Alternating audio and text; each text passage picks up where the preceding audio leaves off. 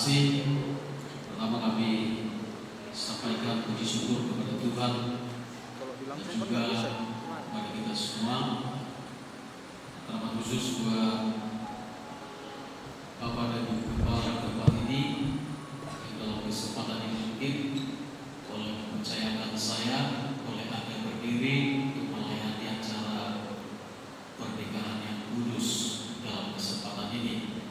Bapak Ibu saudara kasih Tuhan, mungkin perkenalan saudara bahwa kami adalah hamba Tuhan Marga Banjar Nahor dari Sidikalang, Sumatera Utara, yang juga melayani pekerjaan Tuhan di IPDI yang ada di Sokokomil, Kecamatan Sidikalang. Dan kenapa saya ada di hadapan Bapak Ibu Saudara? Karena memang ini adalah kerinduan dari mempelai laki-laki ini. Karena saudara pastor ini adalah dari anak sekolah minggu saya dulu, sampai sekarang dia mau bangun rumah tangga. Dia punya kerinduan, pertama ketika dia menelpon saya, apa udah katanya, karena dia panggil apa udah sama saya, karena Banjar Nahor dengan Manado itu adalah perbadanan. Jadi dia panggil saya apa udah, apa saya bilang aku mau menikah tanggal 15 dan saya mau bapak udah layan langsungkan keberkahan pernikahan. Lalu saya kaget, kenapa?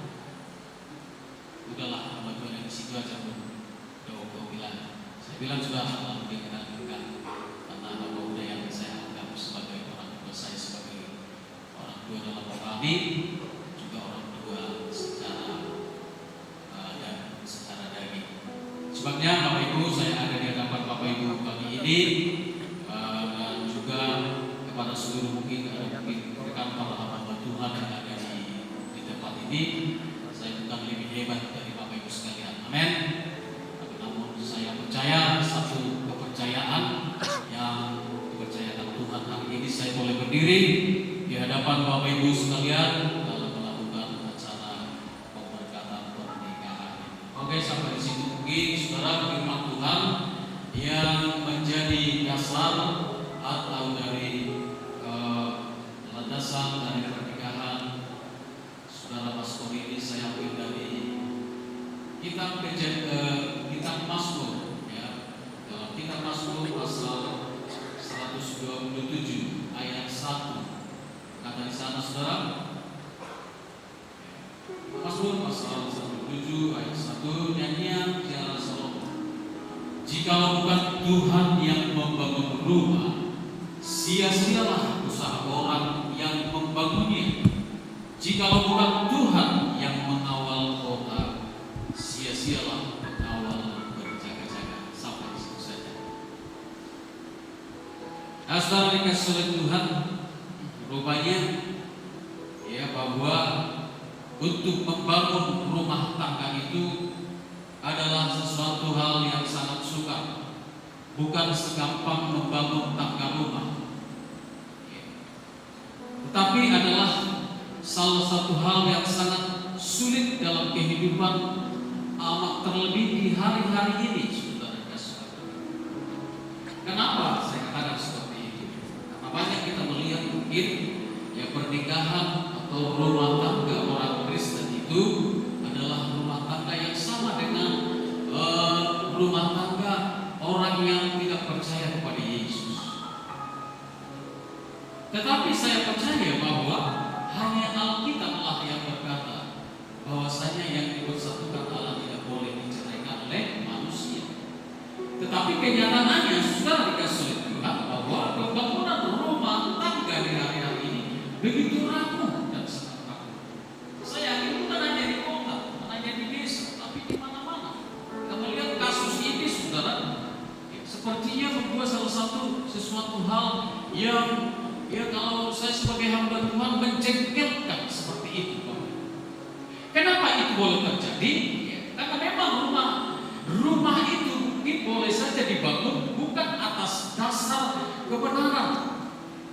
sebabnya mungkin Salomo berkata dalam ayat ini, jikalau bukan Tuhan yang membangun rumah, maka sia-sialah usaha orang yang membangun. Mungkin ada orang yang berusaha membangun rumah, kata saudara, dengan akal pikiran, dengan dasar-dasar yang ada di dalam kehidupan manusia, dibangun di atas daging oleh hawa nafsu daging, hawa nafsu dunia. Akan tetapi saudara, itu adalah akan menunjukkan kesia-siaan. Dan hanya rumah yang dibangun oleh Tuhan, itulah yang akan mendapatkan kebuahan. Amin. Kedua pengantin, saya percaya seperti apa yang disampaikan oleh Yesus di dalam Injil Matius pasal 7. Di sana ada dua dasar yang dikatakan oleh Yesus. Setiap orang yang mendengarkan perkataan, dia berkata bahwa dia adalah yang melakukannya, mendengarkan dan melakukannya. Maka mereka diumpamakan oleh Yesus seperti seorang yang membangun rumah di atas batu. Kita percaya bahwa batu itu maksudnya adalah Yesus adalah batu bajur yang menjadi fondasi dan dasar untuk pembangunan itu sehingga dia kuat. Dan salah satu lagi Yesus menyampaikan perumpamaan itu, setiap orang yang mendengarkan perkataan tidak melakukannya sama dengan orang yang membangun rumah di atas pasir. Dan akhirnya apa yang terjadi? Kedua-dua bangunan ini ada ujian, ada hujan, ada banjir, ada angin yang melanda. Tetapi yang kita lihat di sana, Alkitab katakan saudara, bahwa yang kokoh, kuat, bisa berdiri hanya yang dibangun di atas batu. Puji Tuhan. Itu sebabnya mungkin saudara kasih oleh Tuhan pada kesempatan pagi hari ini, saya yakin, saya percaya rumah tangga yang akan dibangun oleh kedua mempelai ini, saya percaya ini adalah bangunan Tuhan. Saya yakin adalah bangunan Tuhan. Kenapa saya katakan seperti itu? Saya tahu, saya kenal ini Pak Masko. Dia adalah orang yang sudah lolos dari segala ujian. Dan puji Tuhan, kalau sampai sekarang dia ada seperti ini, semua adalah karena berkat pertolongan Tuhan. Haleluya. Dia sudah lolos dalam ujian, dalam proses demi proses dalam kehidupannya. Saya yakin Saudari Eka Nova Asmari bakalan punya suami seperti Mas Toy. Amin. Hormat Tuhan. Gak ada lagi satu-satunya yang seperti dia. Karena dia adalah orang yang sudah lolos dalam saya katakan dalam ujian tersebut. Saya boleh katakan dia benar-benar adalah orang yang takut akan Tuhan. Saya boleh saksikan saudara kasih oleh Tuhan, pelayanan kita yang ada di sana, orang tua adalah yang pertama sekali adalah salah satu jemaat yang bisa mendukung pelayanan di sana. Kalau sampai sekarang ada pelayanan di tempat lain, saudara, abang orang tuanya itulah salah satunya jemaat yang bisa kami layani di sana. Saya yakin doa-doa yang dinaikkan dulu mungkin semasa hidupnya dan sekarang kenyataannya kepada keturunannya. Saya yakin juga ada abang yang sini, dia jadi hamba Tuhan juga. Sekarang kami ada tinggal bersama dengan kakaknya, ada di sini kalau mereka juga adalah salah satu anggota jemaat kita di sana. Ini adalah salah satu hal yang sangat luar biasa. Ya, dan saya yakin orang seperti ini mungkin sangat jarang dan sangat tidak akan bisa lagi ditemukan di mana-mana. Yakin dan saya percaya saudara bahwa seperti yang dikatakan oleh Salomo pada pagi hari ini, jikalau bukan Tuhan, berarti dalam pembangunan itu harus kita perhatikan dibangun di mana kira-kira, rumah tangga itu dibangun di mana kira-kira. Apakah dibangun berdasarkan hanya dorongan hawa nafsu saja atau hal-hal yang lain? Kalau begitu mungkin adalah perlu dan penting sebenarnya, tapi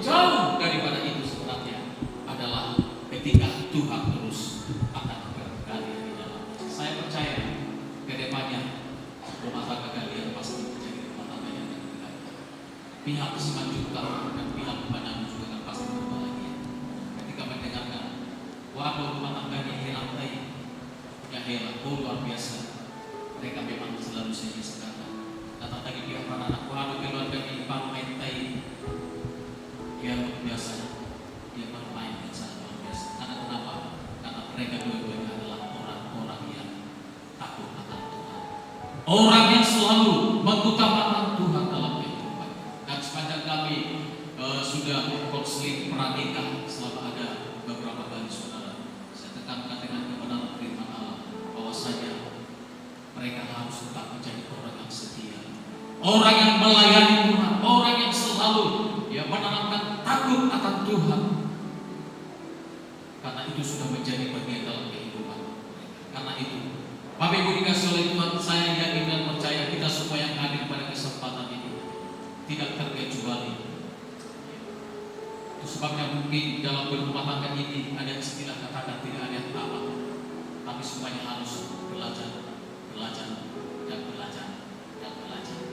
Amin. Makanya mungkin ada istilah katakan nama rumah tangga kebehiran nama ribu lagi katanya. Kebehiran nama ribu lagi. Kenapa itu bisa terjadi? Ya memang karena keduanya sudah saling